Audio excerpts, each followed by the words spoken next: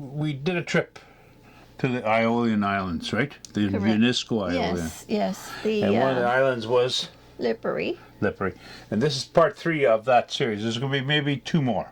Right, five parts. I think 5 parts in total. Yeah. But the key here is we went to a wine tasting. Yes. And we took along, and 2 people that were on our trip were Andrea and Laura. Yeah, exactly. And what are they? And they are sommeliers. They are sommeliers. Wine sommeliers. And they are just... They're very good. Oh. So it's very, very interesting to be with them on this trip because they love wine and we get to try all kinds of very good wines. Yes. Fantastic wines. Yes. So, anyway, we're going to say adieu and we're going to be right back. A little bit of the wine history and stuff on this island. Yeah. Go for it. It's the wine terroir on the island of Lipari. It's a few words on that. It's a volcanic archipelago, and it's the Aeolian Islands, and they have ancient traditions of viticulture.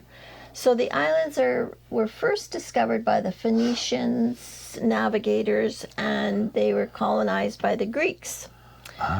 But the soil and the climate conditions in Lipari create all the favorable conditions for organic cultivation, which I'm very interested always is the organic. And the soil is mostly?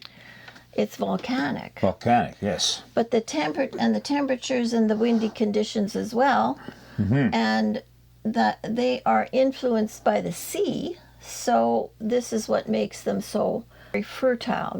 The soils are very fertile and rich in minerals.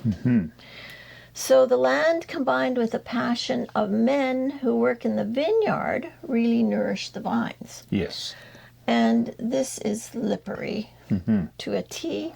Yes. It's air and light, it's sea and wind and knowledge. This is the wines of Lipari. Very good. Ciao. Ciao.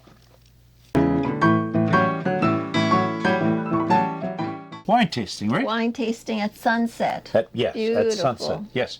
So the first wine tasting was in the vineyard, right, overlooking the sea and a great, beautiful island. Beautiful view of the island of Salina. Yeah, also another volcanic island in the archipelago. But very, very small, and it was right there. Yes, and it was beautiful. We walked down the path, and then they had tables set up. What I found interesting is their cellar is beneath the vineyard. Yes, yeah. It's very, very modern technology, and they built it beautifully like that. And you can't really pronounce it, but it is. I have it on the website for. Should I try and pronounce it? Sure. I'm sorry, but Tenuta di Castellaro. Our wines. That was the. That was the one, yeah. That was the vineyard, but that we visited, and they gave us a great wine tasting. But you should ask me something about the wines themselves. Yes, they're organic. That's exactly what I wanted to do. Good. They were organic wines, and they were born from the healthiest and the oldest native vines of the Aeolian Islands. Carinto Nero and Malvasia. Malvasia. Also decided to take on this wine tour, but we went and Andrea booked for us. We started off at the port where we landed. Then we drove up a few miles and we went to a really nice grocery store and picked up some groceries for that evening. And then we went up to the northern part of the island. All the way around. Yeah, and then at the very top there were pumice mines. Yeah. And stuff that we've used years ago. We always for rubbing it's amazing. And it was really, really interesting to see that the mines are there. And you did a little bit of interesting research on that. Yeah, I have something on that. Basically, it's the pumice mines, and there's also an obsidian flow having to do with that too, because Lipari was a volcanically active until the middle Neolithic period, which is around the Stone Age period as well. But they say about 9,000 years ago, an obsidian flow came out of the crater on the northern part of the island, Yeah. and this is where the obsidian flow came from. And obsidian is like a black glass like flow. And I have a picture of that. It's amazing. Yeah.